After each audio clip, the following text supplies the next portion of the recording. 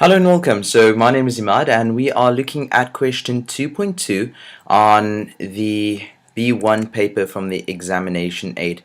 So there's it, paper B1, question 2.2. And what is the question one? The question is saying they give us a beautiful sigma. Okay, so this is actually a summation. They give us sigma from k equals 1 to 13, and that is 3 to the power of k minus 5. 3 to the power of k minus 5. And then they tell us, well, we got to read this thing mathematically, and I'm going to digress from the question for a bit to just tell you how to deal with sigma questions. And if we call this thing p, we can evaluate it, find a value, and get an answer. So that is what we're going to be looking at in this question.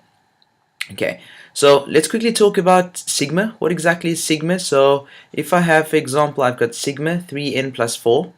Okay, and I tell you we are working from n equals 1 up until 10.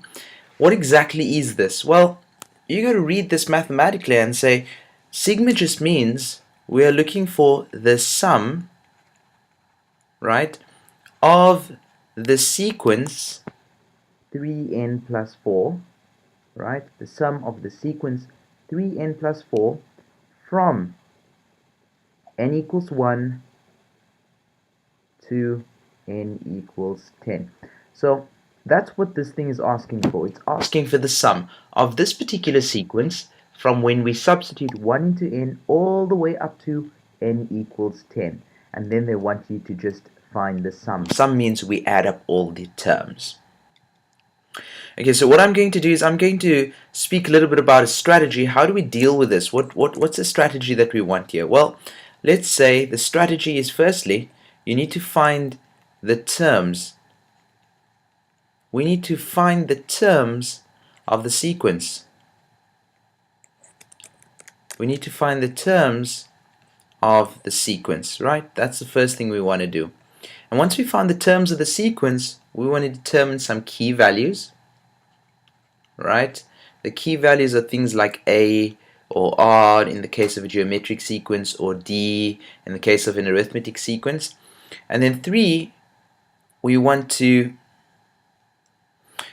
number 3 is we need to determine, once we've got the key values, we need to determine what is the number of terms. We need to determine the number of terms to sum up, so I'm going to write it as sum, the number of terms to sum. And number 4, we got to use an appropriate summation formula. Okay, so I'm just going to put it over there, appropriate sum formula. Oops. Teacher's going to scold about our handwriting over here. We need to use an appropriate summation formula. So how do we find the terms of the sequence? I'm going to do it over here. Let's just put it number 1 there, and let's get our black pen back. Number 1, if I substitute 1 in n, I'm going to get the first term because we're saying n starts at 1. Substitute 1 in there, what do I get? 3 times 1 is 3, plus 4 is going to be 7. Okay, 3 times 2 is 6, plus 4 is going to be 10. Right? And then we can say 3 times 3 plus 4 is going to be 13. Now that is what I mean by find the terms of the sequence. We're not saying every single term, we just mean find the first 3 terms of the sequence. So we've done number 1. Now let's do number 2. The second thing is, what are the key values here? Well, you can see that even by the formula, by the rule that is exposed over here, or that we can clearly see, it is a linear sequence because it's not raised to any powers of n, rather we only see it as 3 times n plus 4. So a is equal to 3, that means the first term here is equal to 3, and the difference, if we go from there to there, the difference is equal to 3 as well. Okay, so there we've got that. Now we need to determine the number of terms that we're adding up. Well, we're working with this sequence, and let's add up the number of terms. Okay, we need to go from n equals 1 all the way up to n equals 10. And to find the number of terms, we take the top, which is that over there, minus the bottom, and we say plus 1. So we're going to say 10 minus 1 plus 1, and that is equal to 10 terms. That's the number of terms we are summing up. right? That is the number of terms we are summing up. And then finally, we need to sum it up by a summation. We find a summation and we use an appropriate formula. So exactly what kind of sequence is this? Well, it's an arithmetic sequence, so we use the summation formula for arithmetic sequences, such as so, like this, Sn equals n over 2, that's an n, not a h, n over 2 into 2a plus n minus 1 multiplied by d. So what is n over 2? Well, it's going to be 10 terms divided by 2 multiplied by 2 times the first term here, which is 7, plus 9d, 9 because n is 10, so 10 minus 1 will give you 9, 9 multiplied by d, the difference is 3. And let's see what answer we get over there. Well, that's really just 5, and that is going to be 27 plus 14. So 27 plus 14, and that would give us 41, and 5 times 41 is just 205. So it's a very simple strategy when we work with sigma. Firstly, we must be able to read it. We are saying this is looking for the sum of this particular sequence, right, from n equals 1 all the way to n equals 10. Simple. All we do is we find the first 3 terms of the sequence, determine the key values, then we decide how many terms are we working with, and then we sum it up with an appropriate formula. So I'm going to get back to the question that we are looking for over here. This isn't an arithmetic sequence, rather it's a geometric sequence, because we can see it's raised to the power of 3 to the power of k minus 5. Okay, so let us have a look. Let's see what this question has in store for us.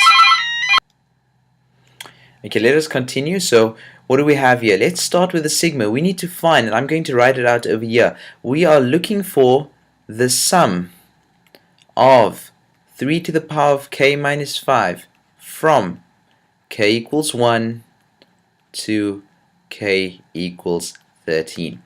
Remember our strategy. Number 1 is we need to determine the sequence. We need to find its terms. Number 2 is we need to determine the key values such as A or D or R depending on the sequence. Number 3, we need to define the number of terms. And then finally, number 4, we need to sum it all up. We need to sum it up. Okay, so let's determine the sequence, the terms of the sequence, and I'm just going to draw a line over here so that we have some workspace. And that color is not so good. Let's go red. Okay, and I'm going to do it over there. So okay, so for number 1, for number 1, the sequence of the terms, let's substitute 1 in there. 3 to the power of 1 minus 5. The first term is just going to be 1 minus 5, which is minus 4. The second term is going to be 2 minus 5, so it's going to be 3 to the power of minus 3. And then the next term is going to be 3 to the power of minus 2, because it's going to be 3 minus 5. So there's our first 3 terms.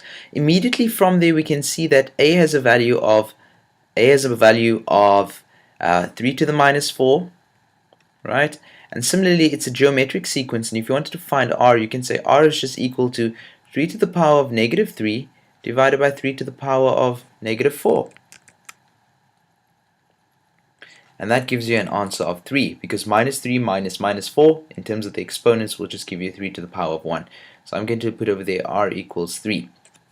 Okay, right. Now the third thing that we need is, well, how many terms are we adding up?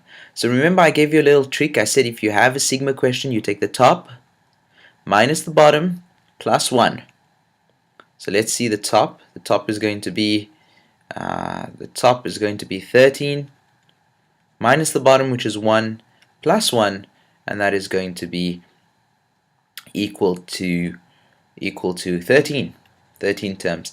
Now before we continue there, I'm just going to digress a little bit and talk about the sigma thing over here. If I said 12 and I put over here k equals 4, then how many terms are you summing up for that sequence? How many terms are you summing up? Well, the number of terms, in other words n, is equal to 12, the top, minus the bottom, plus 1. 12 minus 4 is 8 plus 1, 9 terms. If I said we have 30 on top and n equals 6, then the number of terms is going to be the top, which is 30, minus the bottom, which is 6, and that 30 minus 6 is really 24, plus 1, which is 25. Okay, and you can reason this out with a little bit of counting techniques, because if I told you got to read from page 10, from page 6 to page 10, okay, you must remember your homework assignment is reading from page 6 to page 10.